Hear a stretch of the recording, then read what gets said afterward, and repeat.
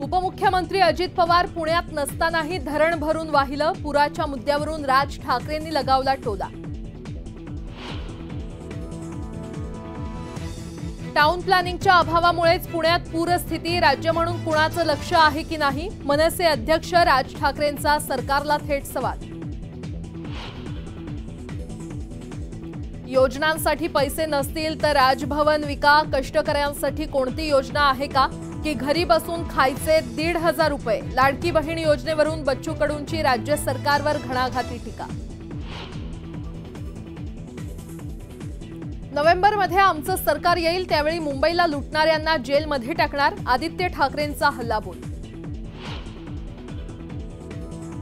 7 August पासून जरांगेंच्या शांतता रॅलीच्या दुसऱ्या टप्प्याला सुरुवात। 7 ऑगस्ट पासून सोलापुरातून सुरुवात। 7 दिवसात करणार 7 जिल्ह्यांचे दौरे।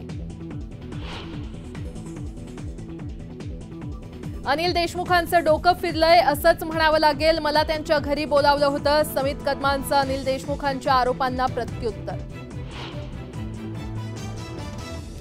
पुण्यातला पूर ओसरला असला तरीही धोका कायम। खडकवासला धरणातून सुरू असलेल्या विसर्गामुळे बाबा भिडे पूल पाण्याखाली। नागरिकांना खबरदारी घेण्याच्या सूचना। न्यूज 18 लोकमतनं दिलेल्या बातमीची दखल। गडचिरोली जिल्ह्यातल्या महापूर टळला। पालकमंत्री फडणवीसांनी घेतला पुढाकार। पूर्वसूचना न देता पाणी सोडणार नसल्याची तेलंगणाच्या जलसंपदा विभागानं दिली हमी। बजेट बनवण्याच्या प्रक्रियेमध्ये मागासवर्गीयांना डावलण्यात आल्याचा राहुल गांधींचा आरोप। या दरम्यान अर्थमंत्री सीतारामन यांनी हसत हसत तोंड लपवण्याच्या मुद्द्यावरून काँग्रेसकडून टीकेची झोड। इंद्राणी मुखर्जीचा परदेश दौरा अडचणीत। परदेशात पळून जाण्याचा सीबीआयचा दावा। याचिकेवरील सुनावणी 2 आठवड्यांसाठी तहकूब।